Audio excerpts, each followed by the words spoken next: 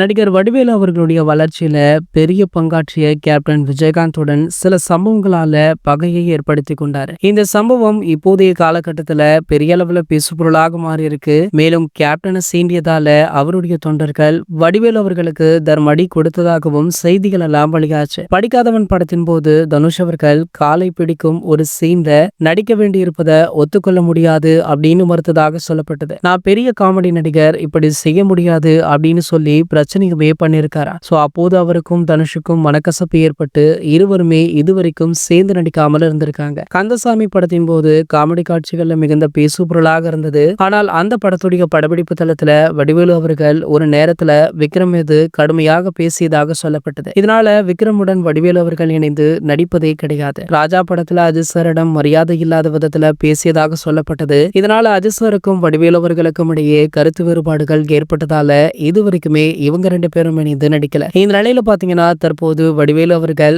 மற்றும் ஒரு பெரிய நடிகரை சீண்ட இருக்காரா. அவர் தான் தளபதி விஜய் அவர்கள். தற்போது வடிவேலு அவர்களுடைய ஆதரவு திமுகவிற்கு முழுமையாக இருந்துட்டு இருக்கு. சோ கண்டிப்பாக திமுகவிற்கும் தாவகவிற்கும் தான் கடுமையான போட்டி இருக்கும் அப்படின்றது தெரிய வந்திருக்கு. சோ பிரச்சாரத்தின் போது கண்டிப்பாக வடிவேலு அவர்கள் தளபதி விஜய் அவர்களை எதிர்த்து பேசுவார் அப்படின்னு சொல்லப்படுது. அதற்காக தற்போது ஆயத்தமாகிட்டும் இருக்காரா. ஆகையால தளபதியுடனும் இருந்த ஒரு நல்ல உறவை வடிவேலு அவர்கள் கெடுத்துக்கொள்ள ரெடி ஆகிட்டார் அப்படின்னு சோஷியல் மீடியாக்கள்ல ஒரு பேச்சுமே இருந்துட்டு இருக்கு. இது போன்ற செய்திகளை பற்றி நீங்க உடனே தெரிஞ்சுக்க நம்மளுடைய சேனலை மறக்காம சப்ஸ்கிரைப் பண்ணிக்கோங்க.